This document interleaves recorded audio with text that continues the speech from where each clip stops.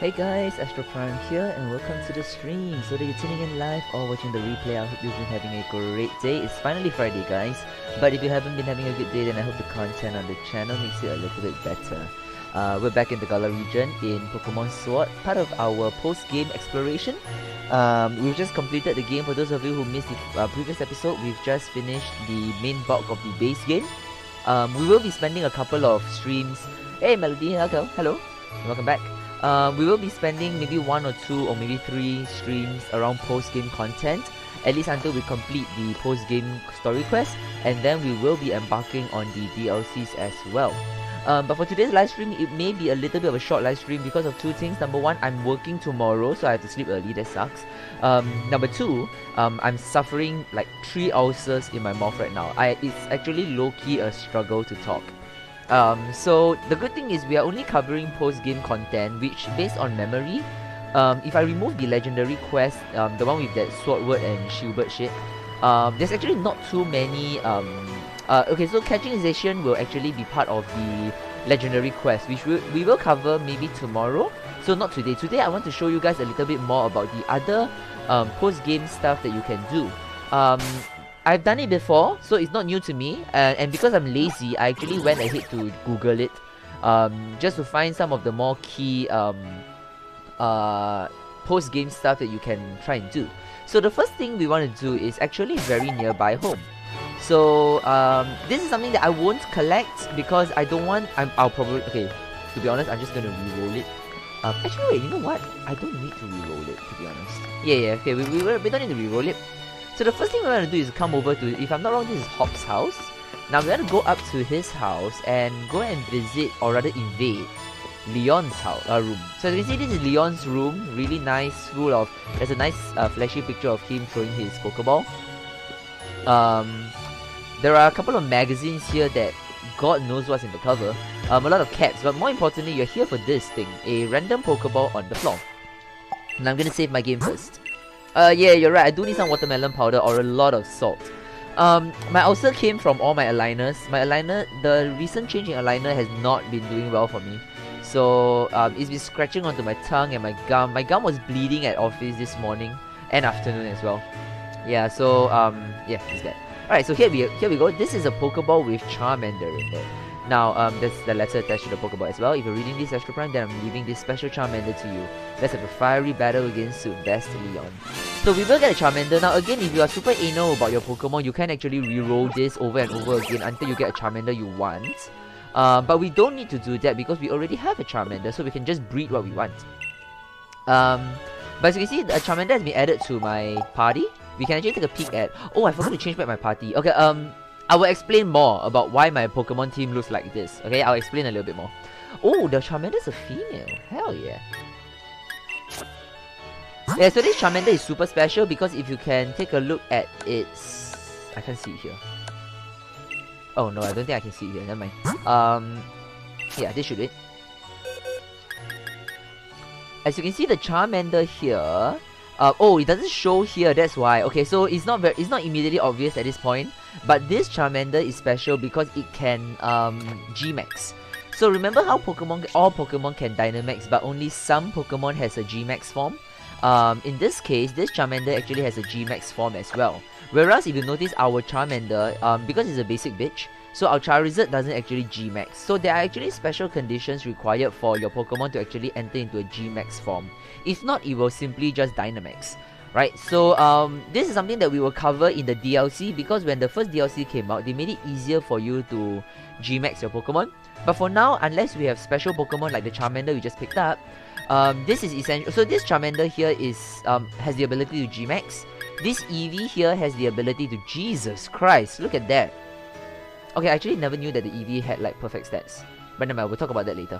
But yeah, so the Eevee can G-Max as well. So 2 things to take note about G-Maxing and Dynamaxing. You need special conditions or Pokemon to be able to G-Max. And unfortunately, it's not a shiny Charmander. I wish it was. Yeah, so this is one of the first things that you can do right off the bat. The Pokeball is just sitting there for you to collect, so it's good. If you guys are wondering where the Eevee came from, we got this Eevee in the first or second live stream where we... because we have the Pokemon Let's Go Eevee save data, you get the Eevee. if you get the Pokemon, let's go Pikachu, then you'll get a special G-Maxable Pikachu. Oh yeah, fun fact. Mega Y G-Max is cool. Yeah, so unfortunately Mega Evolutions aren't in this game. It'll be interesting to know if a Mega Evolved Dynamax Pokemon. But I guess they couldn't do that because then that's mechanically too complicated. Can you imagine, you have a, like for example Pokemon Sword, you can Dynamax Pokemon, right? You can G-Max them, you can Dynamax them, you can Mega Evolve them, and can you imagine if they threw in Z moves into it? Like from Alola. Yeah, I mean, at this point it's pretty obvious why they don't add that, right? It'll be nearly impossible to balance this shit. Right, so the next bit of content we want to look at is right here. If I'm not wrong, it's at Motostoke, but it could be somewhere else. I think it's at Motostoke. Let me try out. So in one of our live stream, I think the episode 4 or 5, when we first entered Motostoke, we were running around doing things, and we ran into a person that said, "Oh, come back to us, come back to me when you are a champion." Right? So I'm not sure if you guys remember. I mean, you guys can go and watch the live stream if you forgot. But there is this special person that told us to come back only when we are a champion. Now I'm starting to think that he actually isn't here. Actually on second thought, maybe it's Hammerlock. Hold on. I vaguely remembered it was somewhere.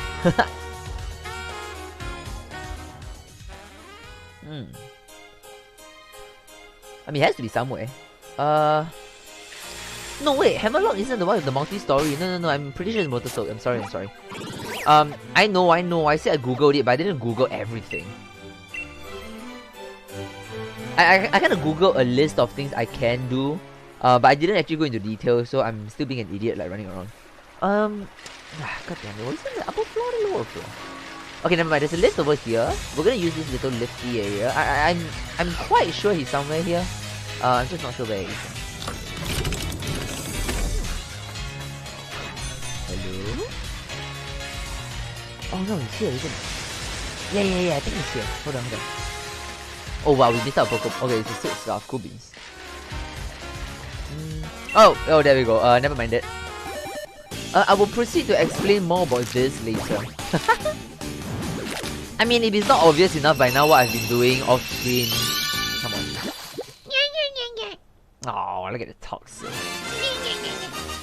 Sorry, I'm just making the stupid Toxo noises. Hello. Okay, I mean, I'm probably gonna abandon it very soon. Oh yeah, there it is. Right here. This is it? Aha, yeah.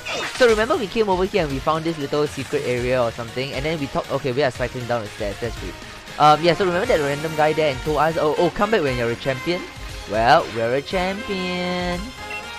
Yeah, champion! You want me to, oh wow. What?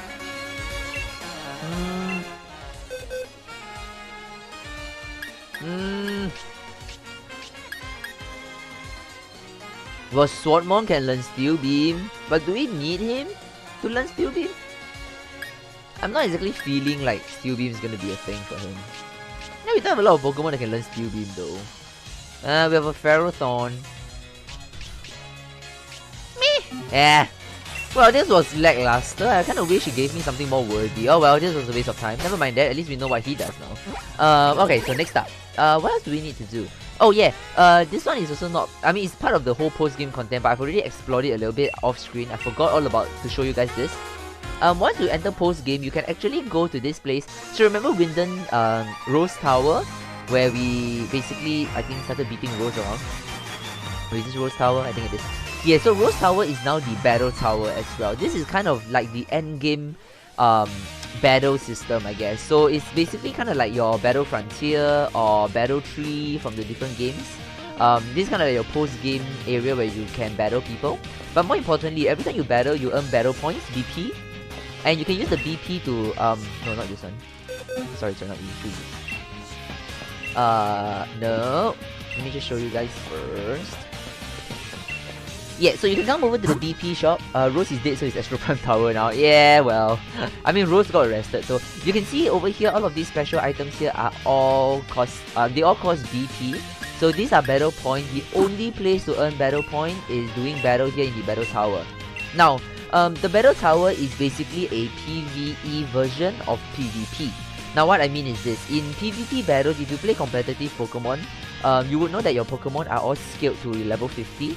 I'm not sure if there's any other scaling, but generally all your Pokemon, regardless of what level they are in your main game, it will scale to level 50. So likewise in this battle tower, it is entirely PvE, so you're not fighting against real player, you're fighting against AI, but in a competitive environment. So all of the AI Pokemon will be properly EV and IV trained. Your Pokemon will be scaled to level 50 as well. So, and if of course, if let's say you are like me, and maybe you do not have a properly trained or properly bred team, you can actually come over to the rental here, and you can rental a couple of teams. So if here there's a tough team here, so I've rented the tough team. And when you come over here to join the battle tower, you can actually select I want to battle. You can select single or double battle. And you can actually select. So over here is the tough team that I've borrowed. Now you can of course use your own team as well, which will be located here. In this case my team is a mess. But if I had my proper team, it will be here. And you can select those Pokemon as well, but just be mindful that the Pokemon level will all scale to level 50. So yeah, just be mindful of that. But other than that, the environment, the competitiveness is all just with AI, but it's supposed to simulate a ranked kind of environment. So something for you to try out. I'm gonna do it off screen because I need to do it anyway, because I need to get BP, right? So the BP is gonna be useful for later. So I'm gonna do this off screen anyway. So yeah, so that's the battle tower as well. Now the last few things that we want to do, and this is the coverage that is the most important. We are going to be heading to Sir Chester. Where is Sir Chester? Yeah. So Sir Chester has a very interesting thing. So remember Sir Chester, oh no, I didn't do it on screen. So I did this off screen, but in Sir Chester there are special hotels. So if you notice, a lot of these towns here are filled with buildings. I didn't cover that in the live stream because again, I don't think most people who watch gameplay contents on YouTube care about the story. Most of them are probably here just to watch me rush through things. So I didn't bother with exploring the every single talk and every single building. I skipped that. But in one of these hotels here is actually a very special person, which we will be visiting now. So let's go up. There's rank. Yeah, there is.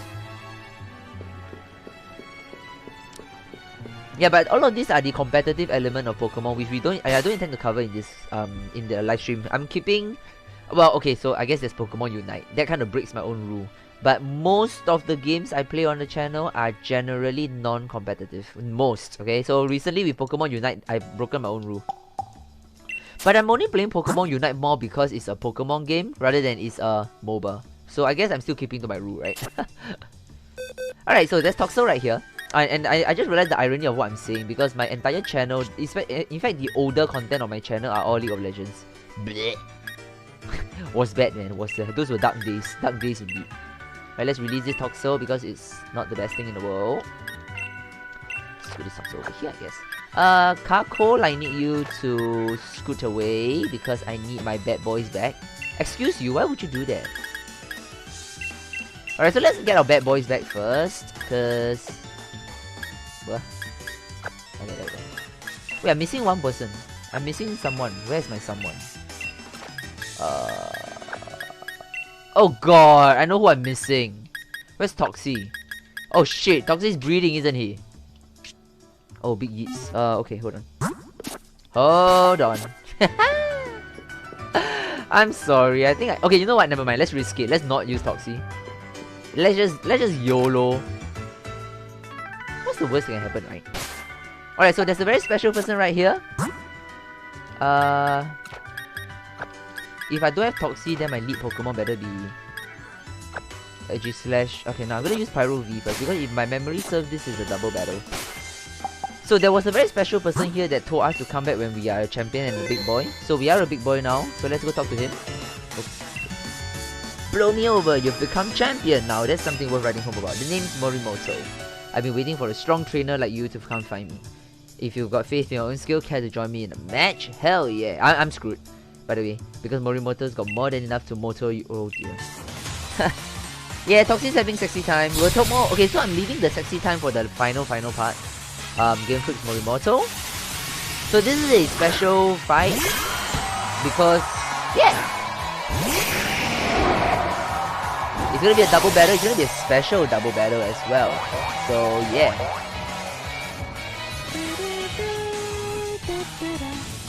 Okay, so I think my swap in was a pretty bad one though. Okay, I can air slash, grab a lot.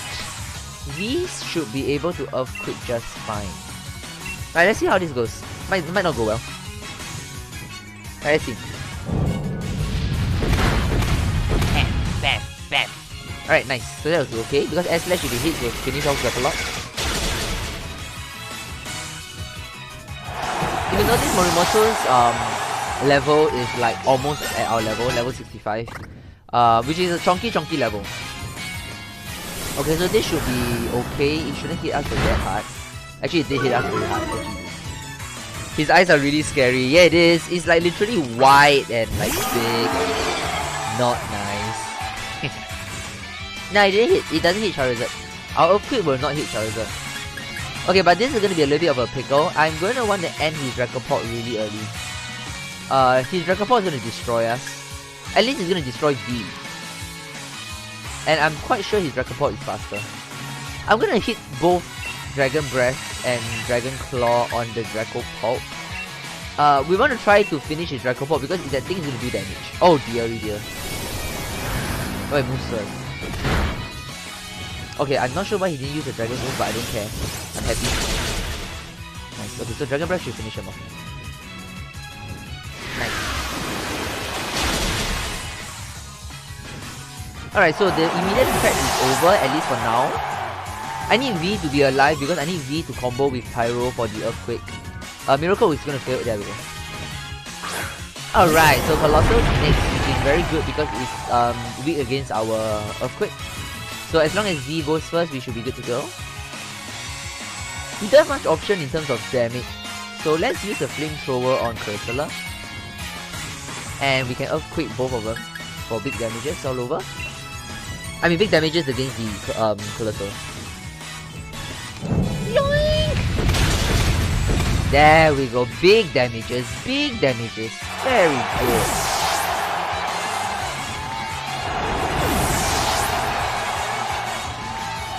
So if it's not immediately clear by now, I really like the Pyro V combo.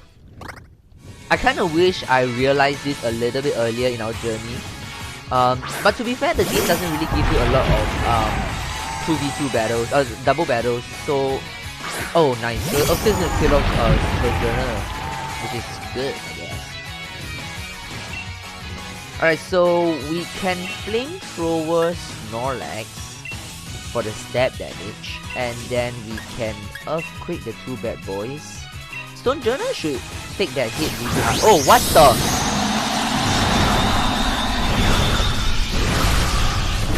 Yeah, that's fair.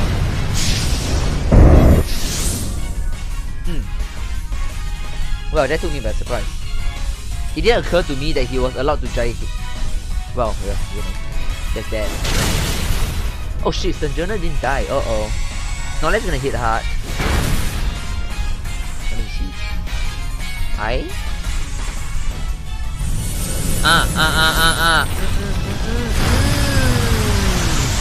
Gone. Abyss. Oh, it looked like hit Pyro. No, I didn't, it didn't. So even though the Pyro, it will look like he has a hit animation, but he doesn't take any health loss. Alright, so if Morimoto is gonna be like a big boy, we are going to match his big boyness. To can play this game at being a big boy, you can take a Dragon Breath just for the lols. I'm gonna show you what a big boy is. Alright, let's go!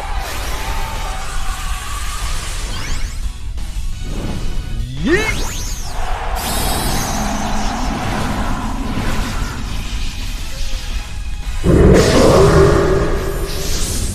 Nice.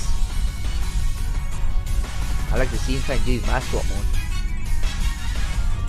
Ah, gone, dead. I mean, it's a rock attack. Charizard being part flying, no chance at all. But it's okay, swap mode's gonna transform. I think Max Knuckles might finish him off. Might. Oh no, he won't. No, let's chunky. Very chunky. Yeah, he's very, very chunky. Very scary. Oh no! This is gonna hit us hard. Okay, yeah, his Snorlax is a lot stronger than it looks. Jesus Christ. Look at the amount of damage that did. Wow, his Snorlax is quite a chonk. Maybe that's why he's dynamic. God damn, that one hit like a truck. I guess we are down to 10k. I mean, 10k is always gonna work. And Scary Boy, yes. So I'm gonna let Scary... No, then again I need to take out the Snorlax because he takes out more of us. Nah, it's fine. Stunjourner can't do much towards 10k. He might be able to do something against our Scary Boy. But it should be fine, it should be fine. Alright, never mind that. Let's Snipe Shot Snorlax. And we will, for good measure, also use False Surrender on Snorlax as well. Just in case. Nah. Oh, no! Oh, lots of breaks. You've got to be kidding me. You have got to be kidding me. Wow. Yeah, that's not disgusting at all. Wow. Yeah, on second thought, you're right. I think we need Toxic. If Toxic was here, I would have applied Toxic on him. And I will just let the poison do the work. Oh well, but he loses his his Dynamax though. So we're back to a fair fight. Now I'm not too worried anymore. Let's Snipe Shot Stunjourner. And we're gonna let Scary Boy do his False Surrender on Snorlax because it seems to do a little bit more chunky damage. Bam! Alright, so Stunjourner's down. Alright, now we can use False Surrender on Snorlax. It won't kill him of course, but it will do a chunky enough damage. Okay, Jesus. I mean Gunk Shot. Might as well be called Spunk Shot. Alright, False Surrender, this should finish off the battle. Alright. It did nothing. Oh, who did nothing? Yoink! Oh wow, actually our Snipe Shot doesn't do a lot to it, it's not like that. Yeah, I feel like our False Surrender does more damage than a Snipe Shot. So... Oh man, I can't wait for 10k to actually become a sniper. Oh, I can't wait to G-Max my... I hope so, soon. Strongest and the most amazing of all is actually you. And 13,000 like this in the bag. Very cool. Yeah, 10k use dodge it. You're really strong, I should have known. Since you managed to trounce me, I guess you've earned yourself a reward. And we got ourselves an Oval Charm. So, an Oval Charm is really important, and that's why I left the breeding for last, because we need the Oval Charm.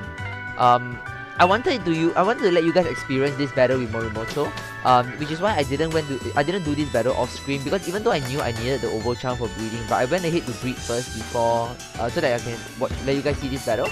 This other guy here is... no. I guess we only get it from him when we complete the 4K deck, so that makes me sad. Oh well. Yeah, so now this is the part that gets a little bit confusing. I'm just gonna cover it on stream just for the record. This part of the stream is entirely optional. If you really play Pokemon just casually, I do not recommend you doing this because it is tedious. It can be boring and you will burn out faster than you can actually get any success. But that's only if you don't care. If you do care, then breeding in Pokemon is actually a very interesting concept and it's a very interesting experience, which even for me as a casual player, I enjoy it. So what we're going to show you right now is the whole breeding process. The first part, at least for me, is collecting all those items you need. So like for example, the Oval Charm that we just got. It is also very important for you to get a couple of items. These are items that is spread all around the... Oh wait, I just realized my Pokemon are all half dead or fully dead. Hold on.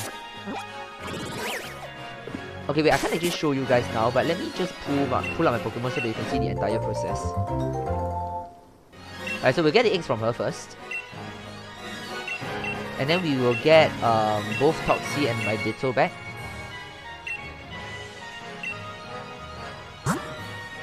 Oh dear. Oops, wait, what? That's not right. Okay, never mind.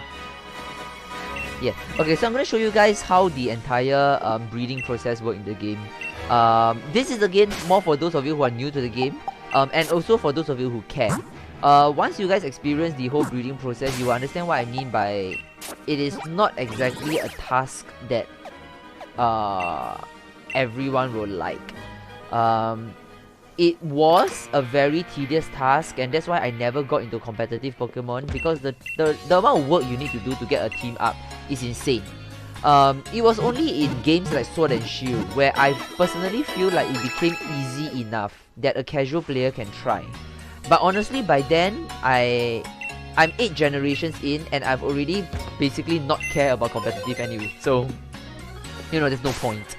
Yeah, so, but I'm still gonna show you guys because there is a very nice, honestly, Pokemon Sword and Shield is one of the best, iteration in terms of allowing you to breed your Pokemon. It is actually very easy to breed your Pokemon in Sword and Shield. So, I feel like it's something that I don't mind showing you guys.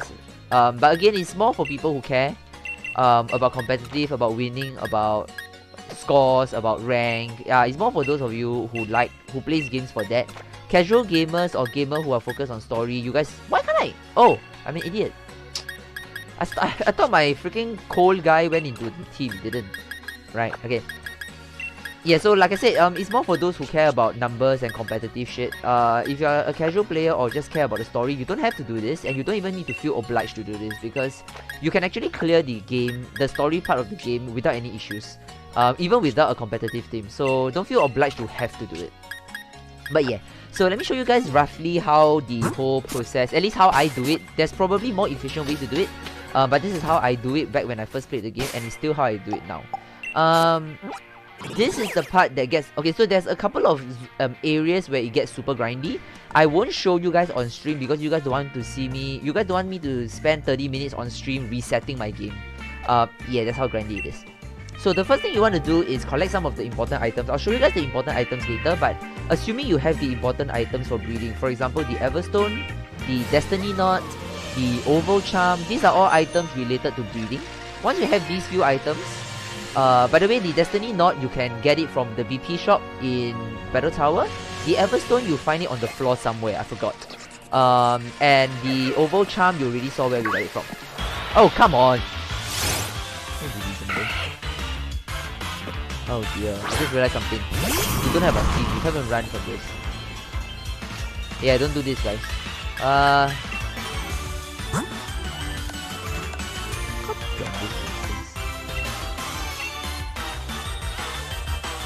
Bye.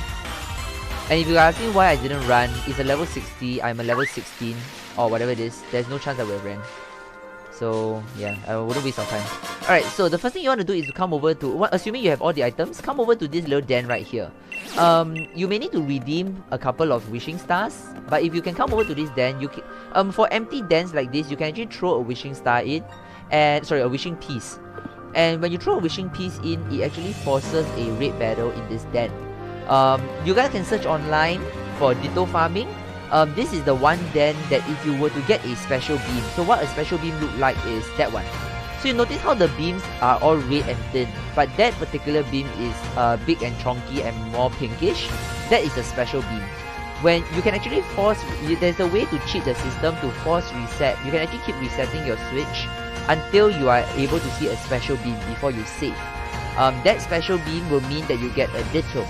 Now, there is another way to reset as well. Once you've secured a Ditto, you can actually reset it even further to... the reason I'm not showing you guys is because there's many videos online that you can watch. So watch those videos instead. There's no point in me repeating what the videos do.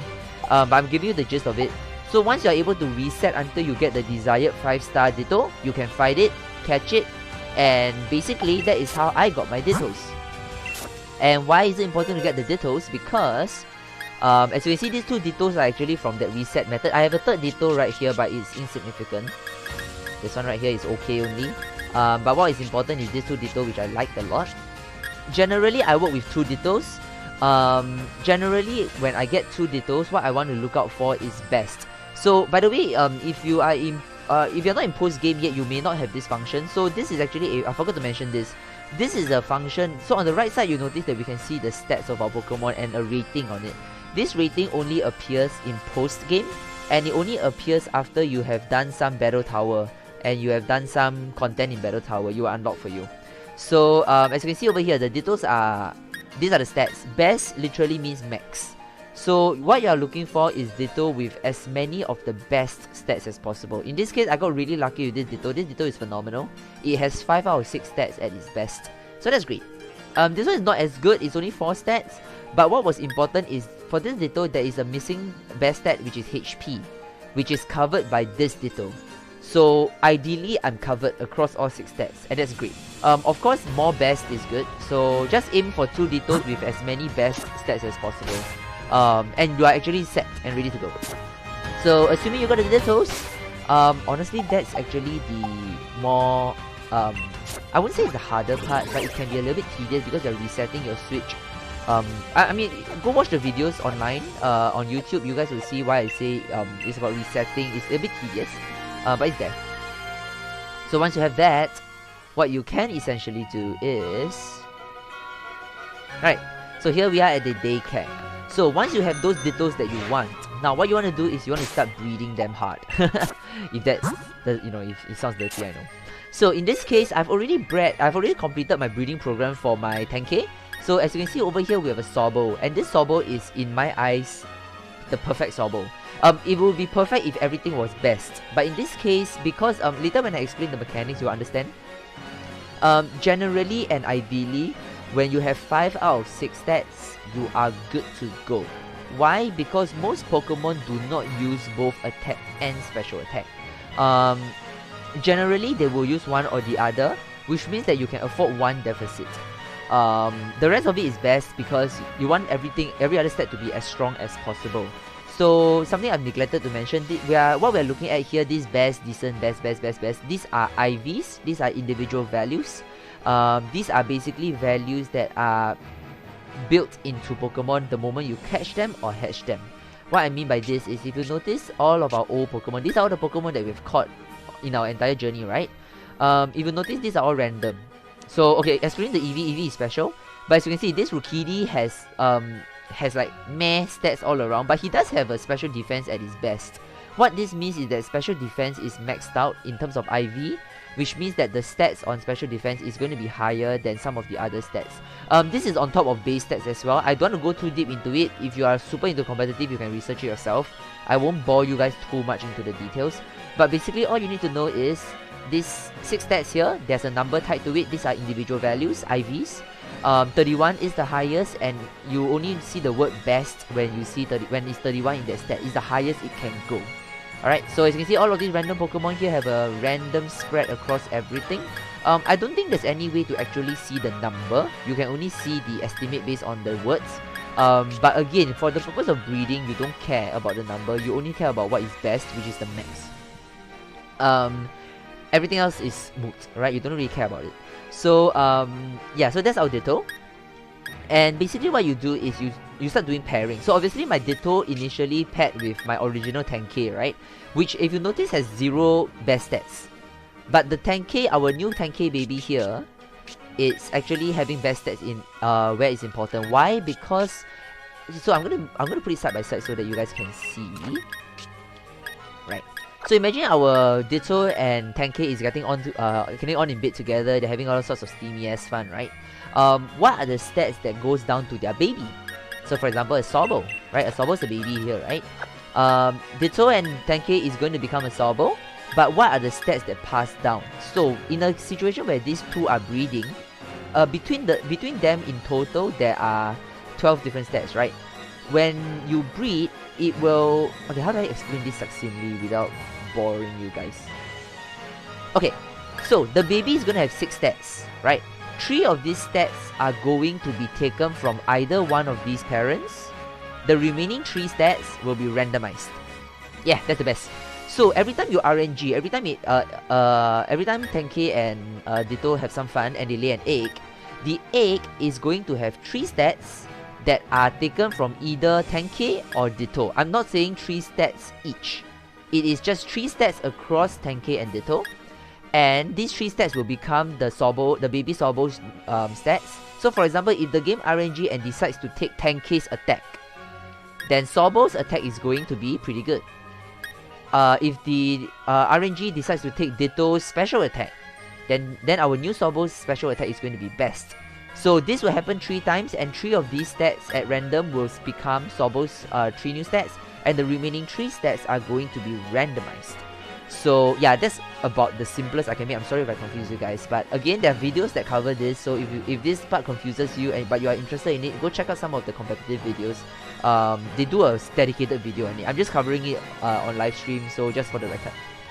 So yeah, basically in a nutshell, that's how breeding works. You may think 3 out of 6, that is a lot of RNG you have to work with, because if you notice, our Sobo here has we have a couple of Sobos with like 5 maxed out IVs, which are pretty good. The only problem with these Sobos is that all of the deficit IV is in the wrong place, right? In this case, a Sobo is a special attacker, which means that the deficit we can afford is physical attack, which means that I had to RNG until a Sobo like this hatch. This is ideal because the deficit here is attack, right? So, but it's going to be a repeated cycle of hatching eggs over and over and over and over again until you get the thing you want. Of course, in this situation, 3 out of 6 is really not the best, which is why you can use an item called Destiny Knot. So Destiny Knot is the item I mentioned just now, which is lost. Where the hell is my Destiny Knot? Oh, Jesus, I think I know where my Destiny Knot went. Are you holding my Destiny Knot? Yeah, there it is. So, a Destiny Knot, as long as one or the other parent is holding a Destiny Knot, the mating pair the baby will inherit 5 of the parent's IV.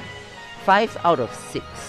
This significantly increases the chance that the IV is taken from a parent, and this is compounded because if the parents have best stats across their board, there's an even higher chance that the best stat will be the one that's transferred to the baby. So what you want to do is this. Essentially, you want to get your first pair going, ideally with a really good Ditto.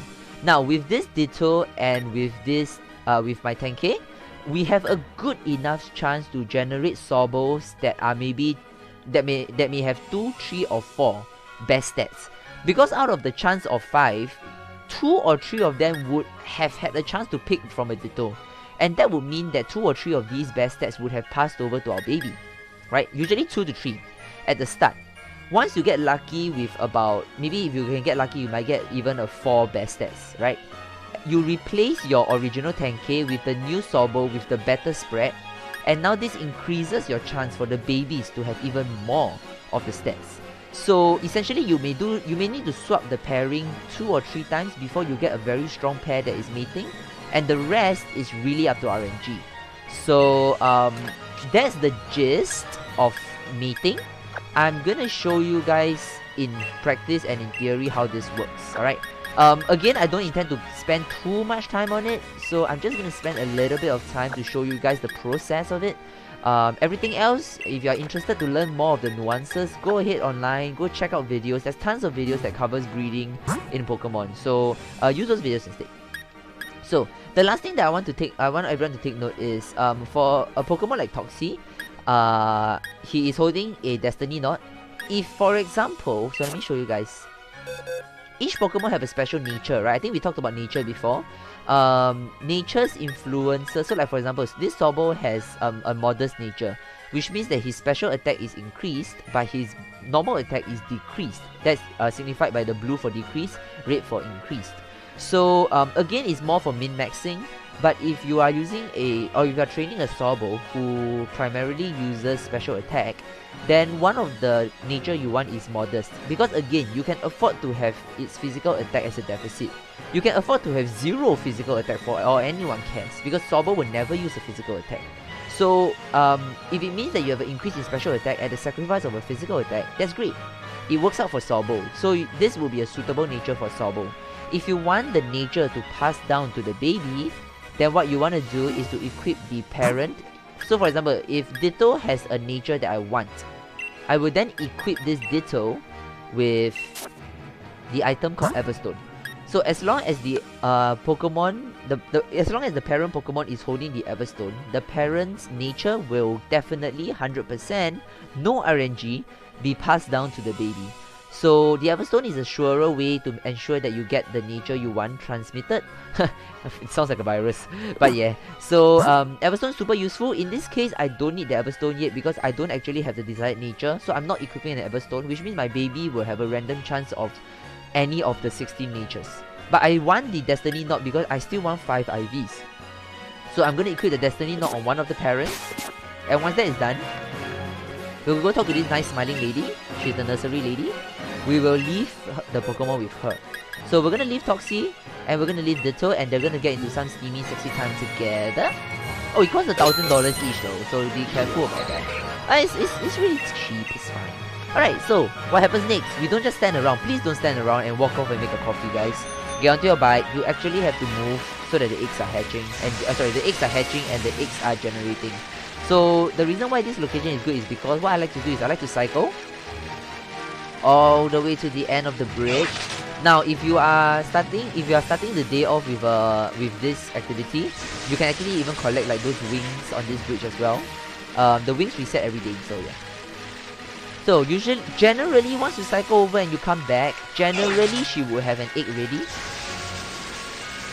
Yeah. So you notice how the lady now crosses her arms and puts her hand on her chin. That means there's an egg. We can speak to her, and we can grab the egg from her. So we've emptied our team. Oh yeah, I forgot to mention, sorry. So if you guys are wondering why I have a Kako with me. So as part of egg hatching, there is a special mechanic that the game doesn't explicitly tell you. But if you have a Pokemon with the ability Flame Body, I believe Kako has it, I believe Fletchinder and Talonflame both have it as well, if I'm not wrong. If you have a Pokemon called with an ability called Flame Body, when you have it equipped in your team, eggs hatch faster. So it's a bonus, I guess. If you have a Kako, it's really easy. Just grab a Roly-Poly, throw in a few candies. I think he evolves at level 18 or something. And you evolve into a Kako, and you can just have the Kako at your front of the team, and you can just move. Yep, so as you can see, we already got one egg. We're gonna cycle all the way to the end here, and then rotate back. Hopefully. Oh, yeah, nice, one egg hatch, nice. Let's see what we get. I mean, we know we'll get a Toxel, I just want to know the set. Alright. So baby Toxel is hatched. Yeah. Alright, so you can actually choose to check it now. So for example, if you just hatch a Toxel, right, you can actually immediately check the stats. As you can see, oh wow, okay, so this Toxel is pretty good. It has 4 stats. Special attack and attack, wow, it's modest. That might work out for us. Huh, but modest turns it into low key, doesn't it? Or does it turn into high key? I forgot, let me check that out, I forgot. But as you can see, this Toxel has 4 IVs, which is nice. This one has 4 as well. Most of the ones I'm keeping has 4. Okay, this one I'm keeping because of its nature. This is a good nature. If I'm not wrong, this is Jolly. Increase speed, reduce attack. Is it Jolly? Timid, sorry, it's Timid. The other one is Jolly, I think. So, yeah, so good Toxels, you keep it first, but you can continue to do it. Now, the only difficulty with Toxel is because Toxel is categorized as a baby Pokemon. If I'm not wrong, baby Pokemons cannot breed. It can be a problem because they can't breed. It actually means that if you get a Toxel that you want to replace as the main parent of the pairing, you might have to level it up to level 30 before it starts breeding with the Ditto. Don't quote me, I'm not very sure, but if memory serves, I remember there's a mechanic where baby Pokemons cannot breed, and Toxel is a baby Pokemon. So, yeah. Yeah, so that's basically it. But assuming this Toxel was not a Toxel, if you're assuming this was any other regular Pokemon like a Pikachu or something, right? Oh. Okay. There we go. Yeah, so assuming this was not a regular Toxel, so assuming this was a breedable Pokemon, right? When I get a Pokemon like... Let's see, any good examples? I'm going to use this as an example for now. So once I get a Pokemon, once the pairing has produced a Pokemon that has more of the best stats. So like for example, currently Toxie has 3 best stats. This Toxel has 4, which means that the chances of passing down more best stats are actually higher. So what I would do now is I'll talk to the lady, I will bring out my original Toxie, and I will replace with this Toxel, and continue breeding. Once I have bred to a point where the Ditto, so remember our original Ditto that we have inside is best in everything except HP, right? So once I get all of the desired stats I want on the baby, I will then swap the Ditto with this Ditto to try to pass down the HP best stats as well. So it is a little bit of mix and matching RNG. It's a lot of RNG, it's very tedious. It can take, if you're super lucky, so if you're wondering how long it took me to get Sobble, I played on the train to and from office, so that was 3 hours total. And I did do some grinding at night, last night. So that was another hour or so. So it took me about 4 hours to crossbreed to a point where I had the Sobble I want, which is this baby boo. So this is what you would be aiming for. So again, if you are building a Toxtricity, which is a special attacker, then the IV spread you're looking for will be something like this. Everything best except for the attack. So conversely, if you're building a physical attacker, like for example, if I'm breeding Scary Boy, it would be the opposite. I will be looking for best stats in everything except special attack. Now, in the off chance you get super lucky and you get a Pokemon with all best stats, keep the damn thing, please. Just keep the damn thing. You have no idea how lucky you are. It's possible, by the way. I've got it before. But the chances are low. But if you do get a Pokemon with all best stats, keep it. It's an absolute keeper. Alright, just saying that, right? So that's basically the breeding element of the game. There's even more to training a competitive team. But today I'm just covering the breeding part. I will not cover the next part, which is EV training, which is effort values. This is actually a bigger role because this determines where the stats go. I'll show you a very quick example, I guess. I mean, we can afford to show you a very quick example. Right here. So this is a baby Sobble. This is a fresh Sobble right out of the womb, right? Out of the egg. If I look at the spread here, if you notice okay, don't ask me what the outer yellow wedge is. I have no idea. Oh no, I think the outer yellow wedge is, I don't know. But the inner one is what you care about. So if you notice that there is this inner darker orange, right? And it's currently all equal. So if you notice, across the 6 stats, it's all equal.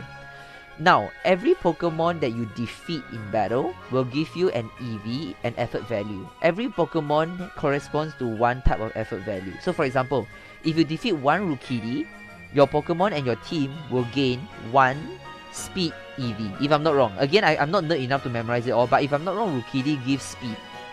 So, basically, long story short, every Pokemon you knock out, your team will get this hidden. So instead from getting EXP and levels, you will get effort values as well. Each Pokemon knocked out will usually give you 1 effort value.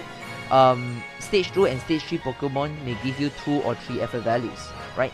So this is actually what determines your stats. So if you look at the stats page, which I don't think we have access to here. Yeah, we only have access to the stats page when we... Wait, do we? Oh, there it is. Yeah. Okay, so here you go. So as you can see right now, our little baby boo is really just even out in most stats, right? If you notice our team, our original team, if you notice our stats is relatively spread evenly. Of course, special attack and speed is pretty high, right? We can actually take a closer look at 10K by checking his summary. Yeah. So you notice this in 10K because we have been using 10K and he's been happily soaking up EV's effort values, right? So if you notice the EV spreads, it's no longer a small little orange thingy, it's actually spread out now. So there is an almost equal spread into attack, defense, speed, special defense, etc, etc. The reason why our special attack and speed is higher is because base stats, I suspect it's the base stats, but don't quote me. But the point you're looking at is the inner circle. If you notice, it's equally spread. This is not good. Alright, so if you want to min-max your Pokemon, generally you can only max out 2 out of the 6 stats. It's all numbers. Go check out a video if you want to learn more about the details. I'm giving you guys the TLDR, the summed up version. But basically, each of these stats maxes out at 252. Alright, each Pokemon can only get a maximum of 510 EVs. Do the math yourself. It means that you can only afford to have 2 stats at 252, and you have a couple of leftover stats that you can pour into any other stats you like. So what this means is, for a Pokemon like 10k, who does a lot of special attack, obviously you want special attack to be maxed out at 252. Now your choice for the second one can be anything you like. Generally people go for speed, because if you're building an attacker, you want your attacker to go first. So you might put your second max stat to speed. You may want to put it to HP if you want to be super conservative and super safe. Generally don't be stupid and put it into attack unless you are doing a hybrid build, right? So generally for attackers you do it special attack and speed, or if it's a physical attacker then you do it attack and speed. If you're building a defender, you might do a equal spread of special defense, or defense, or maybe HP, whatever. Again, these are all competitive numbers. I don't play it, I don't really know fully. I just know the mechanic behind it. So long story short, two stats to max out. If you know Rukidi gives an EV in speed, which means that you want to take your brand new 10k, bring it to 252 Rukidis, kill them all, and you will max out in speed. Alright? Yes, that sounds super tedious. That is not the only way to do it. There are special items and there are special ways to speed up this process. I will not go into that. I will do it off screen. You guys don't need to hear that. You guys have heard enough theory.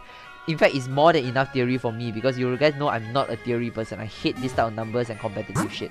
I'm just showing it to you because there might be some of y'all who care. I care enough to do it, but I definitely am not invested enough to do it for competitive, right?